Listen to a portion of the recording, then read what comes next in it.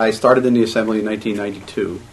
One of the very first things I did in 1992 was learn how to get to 40 Mulberry Street, way back when. And I served in the state legislature for a single term when I was defeated, something they say doesn't get done in Albany, but there was a couple of reasons for that, one of which was I didn't run a good enough campaign and the other guy got more votes. But another reason was that I didn't follow the traditional trajectory of a freshman member of the Assembly by taking all the safe bets and just, coasting into the second election and then securing my position forever. I took some risks. I stood up for alternatives to incarceration like we had in Ulster County that was doing very, very well. I stood up for school property tax relief, which at the time was still a fairly foreign concept to a lot of people. And I said, these are the things that matter. Well, 2 years later, there was a sweep in the Hudson Valley, you might recall it. There were 3 of the 5 members of the Democratic majority who were taken out were in the Hudson Valley.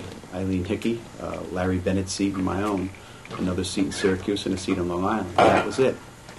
I didn't run again in 1996. I was busy doing something else. And then in 1998, I decided that my hope was to run against my former opponent, the guy who beat me. Not for vengeance, not to get back, but because I was concerned that the position that he had taken and the governor had taken with regard to education, and in particular higher education, was an adversarial one. And traditionally, the legislature had taken a more supportive role when it came to education. And he was taking on, SUNY New Paltz in particular, the president was a relatively controversial figure. But separate and apart from the politics of what was going on with it, there was the financial aspects of it. And New Paltz was being bled to death.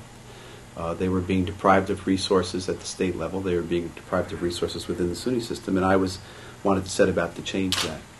I was also concerned that the real property tax issue had laid dormant. When I left the legislature in 1994, I turned the bill over to a colleague in Westchester County. He didn't do much with it. He didn't go out to try to engender any support. He didn't modify the bill to deal with the realities of the situation. And so the bill sat there until he himself stepped out of the legislature. He was actually a Democrat appointed by the Governor Pataki to head the Division of Veterans Affairs. And when he left, I took the bill back. And that's when I started to work on it in a way that I had hoped to have done so in the 1990s. And what I did is I modified it, and I said it's time to deal with education on a larger scale. In Ulster County and in the Hudson Valley, the issue is real property tax relief. In Buffalo and Western New York, it's the diminishment of the tax base altogether. There is no tax base out there. In the city of New York, it's equitable funding for the schools vis-a-vis the rich neighborhoods versus the poor neighborhoods, whether the city school system is doing the right thing and whether everybody's putting enough money into the New York City school system, which was then proven in court to be a problem. It was also a problem in other small cities, particularly cities like Kingston and Utica and places like that also had limited tax bases. So I changed the tone and the tenor of the discussion from being one of real property tax relief, which is where the bill left us in 1994, to being one about equity and education. And we started to gather some support. And there was an interest on the part of a guy who was running for governor at the time 3 years ago, Elliot Spitzer. And we talked about the bill. We talked about the concept.